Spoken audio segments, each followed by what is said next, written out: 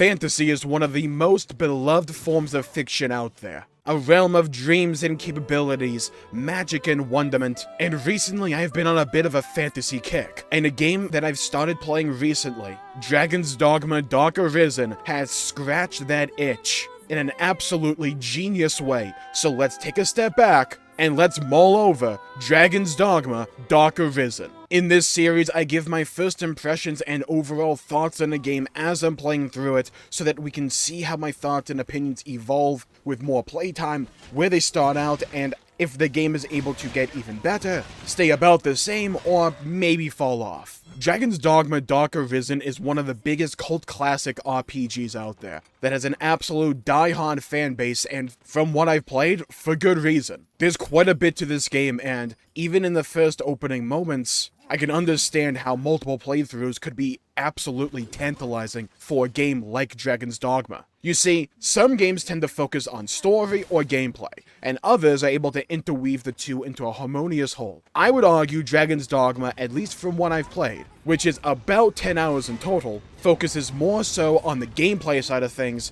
in lieu of telling a story or a narrative to the likes of, say, The Witcher or Baldur's Gate. But that doesn't mean that's necessarily a bad thing. Dragon's Dogma has an obvious strength with its actual gameplay loop and its vocation system, and it decides to lean into those aspects, and lean into the aspects of adventure. The game's story is pretty bare bones. Essentially, you are a dude in a village, and a dragon comes by, picks you out specifically, takes your heart, and devours it. But you don't end up dying. Instead, you are turned into this thing called an Arisen, a known entity in the world of Dragon's Dogma, and now you set on a quest to go after said dragon with a party of pawns, these otherworldly beings that kind of act as your celestial servants for party members. As you go about traipsing about this fantasy world, taking on various quests, slaughtering cyclopses and goblins and hobgoblins, oh my, all in service of your singular goal to find the dragon. And sometimes a good narrative does not need to be deep or complex. Sometimes keep it simple stupid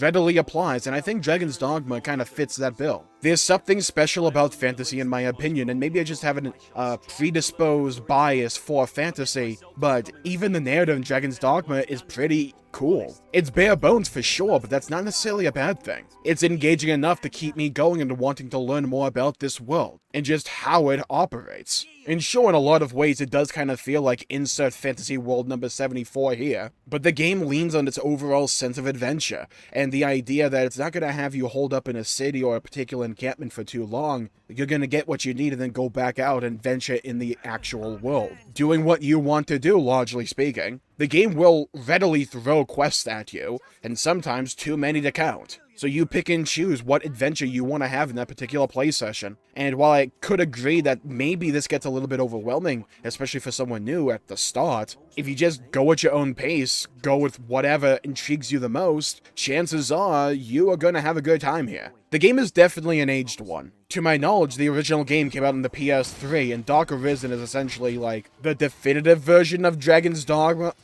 with a few bells and whistles added on, including the DLC. But I think what makes Dragon's Dogma so compelling so far is twofold: the actual world that you inhabit, but also the gameplay system surrounding that. The pawn system is absolutely brilliant for party composition. In terms of gameplay, you see, as you go about the open world, your pawns will constantly yap at you. And they may give you hints about where you may want to go, or tips and tricks to tackle the actual open world, or maybe elucidate you, the player, that, hey, something may be going on here, you may want to check it out. And from my understanding, these pawns are pretty interchangeable. You have one main pawn that you customize, but your other two you can just kind of pick up from other players who make their own pawns. And with this system, it allows you to customize your party to exactly the specifications that you want out of it. At least so far, I don't feel beholden to any one party member outside of my main pawn that I have, because of any story reason or whatever.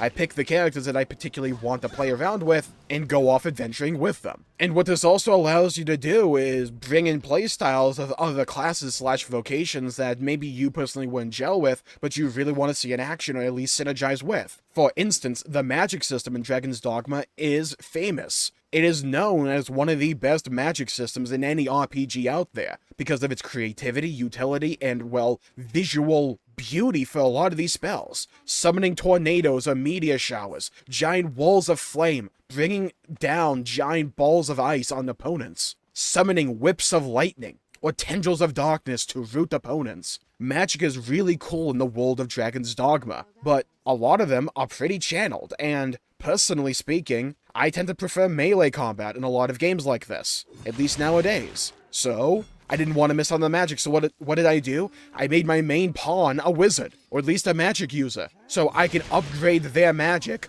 bring the spells that I want to utilize, and that I want to see in action. So I don't have to stand around doing a gameplay style that may not be for me personally, but I still get the benefits and the wow factor of having that magic. All the while, I can be a warrior living out my Viking fantasy with a giant two-handed sword that sends enemies ragdolling in the air by like 50 feet. It definitely has what I would call old game charm, to where it doesn't try and feel needlessly polished or overly realistic, and allows itself to have fun with its actual physics engine. For instance, I have an ability with my giant two-handed sword where I can bring it down after charging the attack, and if I charge that bar twice over, I bring it down with the might of Thor's god freaking hammer. And if I hit an enemy correctly, then I can send them flying past my screen all the way up in the air, and they'll land back down in hilarious ragdoll physics that remind me of Halo Combat Evolved back in the day. I think Dragon's Dogma in quite a few ways reminds me of some of my favorite games of all time. Visually speaking, it reminds me in a lot of ways in terms of its overall, well, aesthetic from Dark Souls 1. Kind of like that PS3, PS2 era third-person action RPG, especially when it concerns the main menu and the main central, well, fishing village you grow up in. But the actual art style reminds me quite heavily speaking of Nier Replicant, where you get this soft glow out of the heavens just emanating across the entirety of the landscape with, I wouldn't call them muted colors, but they're very beautiful and saturated in such a way to where they don't feel overly cartoony. But the art style makes up for, well, older graphics, and it creates a visual that in my opinion is ageless and is pretty. It's like a painting that just draws you in and you want to observe it even longer to see what other beauty may lie right beyond the surface. It's a world that's utterly captivating in my opinion. And when you pair that and juxtapose that with the actual combat and gameplay, sure, the quest system may be quite tedious in certain ways with an emphasis on escort quests. There are ways to like minimize the grind, but you know what I mean. A lot of these quests kind of devolve to either go talk to Jabroni A, go kill Jabroni B, go kill Jabroni C 10 times, or escort Jabroni D from point A to point B. And in some cases, that may be halfway across the entire game world. And yeah, that can be tedious, and if we're looking at it on a wholesale picture, and I take a step back and say, how can this be improved? Can this be improved? I would say, yeah, it can be improved. But what does this do? It's similar to classic WoW design in a lot of ways, to where, yeah, these quests necessarily aren't the best designed by themselves, but they incentivize you to stay out in the actual world and stay on this sense of adventure with your pawns, uncovering the world and just seeing what it has to offer. It doesn't need to fill the world with a bunch of tedium to-do list-esque objectives for you to go from point A to point B and just go dot around the map to try and fill some arbitrary bar. But you may happen upon some bandits when you're trying to go uphill that roll a rock down on you. So when you reach the summit and you can land absolute smackdown on them, you feel rewarded for overcoming that trial. A bunch of these little stories can go off at any moment that aren't quests, but they're just little scenarios that you may remember. The game is not handholdy, really, and generally speaking utilizes game difficulty in an interesting way to where if you go in a particular direction, maybe you find mobs that are a little bit out of your pay grade. And that's the game kind of soft telling you, hey, maybe you should go a different place if you want things at a level appropriate. Or you can put your head down, go on the grind, and try and take those things on, which is what I did to a bunch of bandits that are located kind of west of the main encampment. It took me a while, but I managed to eventually kill them all. But eventually, when I came back after a few more hours where I got some more gear, a new vocation, a new weapon, and all that, I came back and I absolutely laid waste to them. This game does an amazing job of making you feel the power gains that you are acquiring as you play more, because the pace of the game is really fun and interesting in my opinion. where you just have these moments of explosive growth for your character and also your main pawn, to where you feel all this new utility you have access to, especially when you get to the main city Grand Soren, when you unlock being able to change your vocation. I went from the standard fighter to a warrior, who no longer uses a sword and shield, but utilizes a giant two-handed sword, which may be slower to attack, but each of those attacks feels extremely weighty, because when you land a hit on an opponent, it slows it down a little bit, for like a fraction of a second, so you can feel that sword rip and tear through them. And if you hit an enemy in such a way where your sword, naturally speaking, would be attacking them for longer, like if I attack a human from top down, it hits the target multiple times. You get multiple little slowdowns, so you can kind of feel your sword tearing through the opponent as you hit them multiple times. This is an absolutely brilliant mechanism to reward this melee combat and to make it feel meaty, visceral, and rewarding, and mechanically satisfying. And when you land an absolutely smacker of an attack, they get sent flying, or they tumble, or they stumble. It's not just a matter of, oh, my number bigger, but I get less numbers overall, because I'm using a giant sword. No, it's, I'm going to hit you with this freaking sword, and your entire bloodline is going to feel it. That, in my opinion, is super fun and engaging, and Dragon's Dogma Dark Arisen has one of the best two-handed sword playstyles I've ever had the pleasure of playing, and I'm only like 10 hours in. The combat feels so meaty and visceral that when I'm going from point A to point B for a quest in the open world, I don't mind fighting every little thing that I can, because the combat is so fun and engaging. I just want more of it. And the idea that I can just find a dragon in the open world, that's great. The game's not afraid to make you feel like you're small in it, as if you're an ant, but in other times it's not afraid to make you feel as if you're the big dog in the yard. The game utilizes difficulty, even on normal mode, to an effective degree, to make the world feel varied and interesting. I don't think it would be a game for everyone, but if you're looking for a gameplay-focused adventure, then I think Dragon's Dogma is really interesting. And with Dragon's Dogma 2 coming up on the horizon, I don't think that's going to invalidate how good Dragon's Dogma is, and I don't think I would just say, oh, just play Dragon's Dogma 2, don't bother playing Dragon's Dogma 1, because I've been really enjoying Dragon's Dogma 1. Chances are Dragon's Dogma 2 is going to come out, I'll play that, likely enjoy it a lot, but I'm still going to want to come back to Dragon's Dogma Dark Arisen, beat it, and maybe play it multiple times over.